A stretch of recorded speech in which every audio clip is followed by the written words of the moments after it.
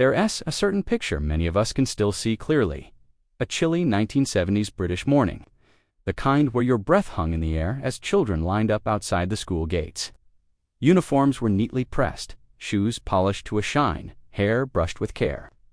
And school bags, surprisingly light compared to the luggage-sized ones children carry today. It was a scene so ordinary back then that no one questioned it. Those lines were quiet, orderly, and expected. Teachers didn't need to remind anyone how to stand, how to wait, or how to behave. It was simply understood.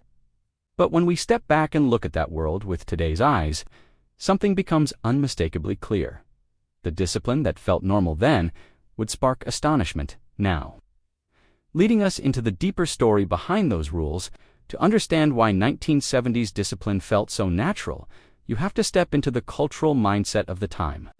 Britain was a place built on structure, order, and quiet respect for authority, and schools mirrored that world with almost regal precision. Classrooms carried an air of formality that's hard to imagine today. Teachers weren't just educators, they were figures of certainty, spoken to with a level of respect that felt as automatic as breathing. Morning lines were orderly, uniforms were exact, and punctuality wasn't a suggestion. It was a rule that everyone followed. Inside the classroom, routines shaped the day. Handwritten homework carefully completed, textbooks neatly stacked, and a clear sense of who led and who followed. There was comfort in that predictability, even if it felt strict. And while today's schools encourage negotiation, open discussion, and flexible boundaries, the 1970s offered something very different. A world where expectations were fixed and rarely questioned. It was a system that made sense in its time, setting the stage for the many unspoken rules that would soon come into focus as we explore the deeper details of that era. If there was one place where 1970s discipline revealed itself most clearly, it was the school uniform. The standards were unmistakable. Blazers were worn even on warmer days, ties were knotted properly without a single twist, and shirts were tucked in so neatly that any crease felt like a personal failure. Shoes were polished to a shine that you could almost see your reflection in, and skirts or trousers were expected to fall at precisely the right length, not an inch higher, not an inch lower. Every morning began with a kind of silent inspection. Teachers didn't need clipboards or checklists. A single glance along the line was enough.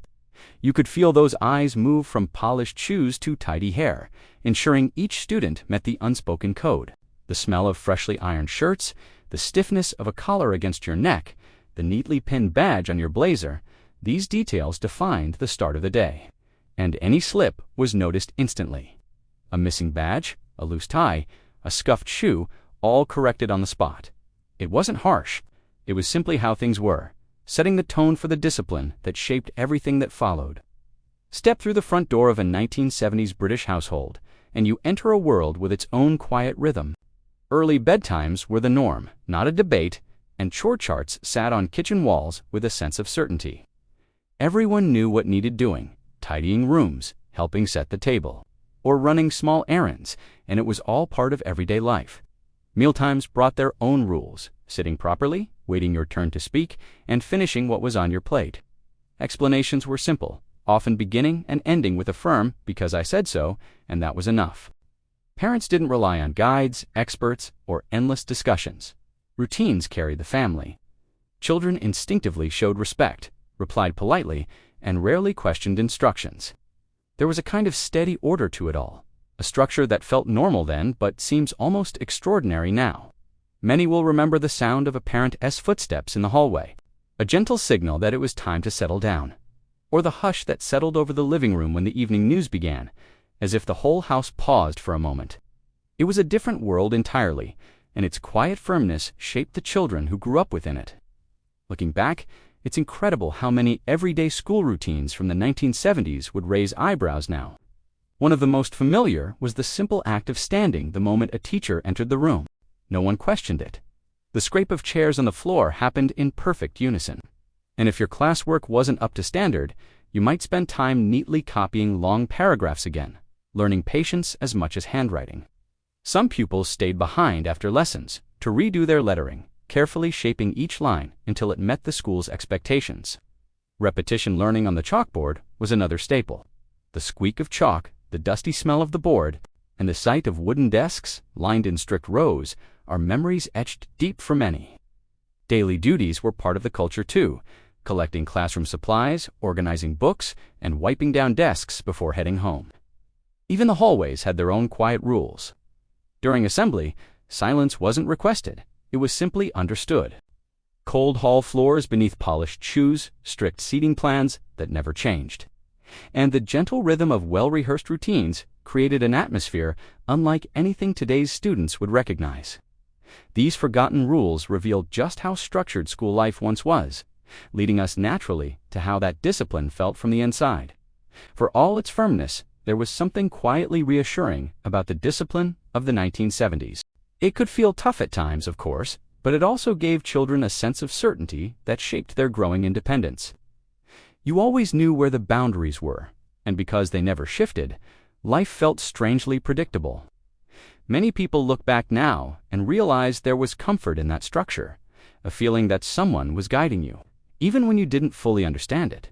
Compared to today, where children often negotiate bedtimes, homework, and even household routines, the 1970s offered far fewer choices.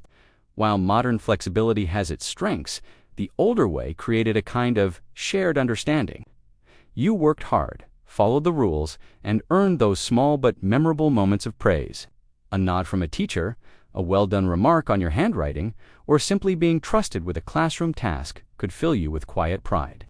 These experiences weren't just rules, they were the threads that stitched a generation together.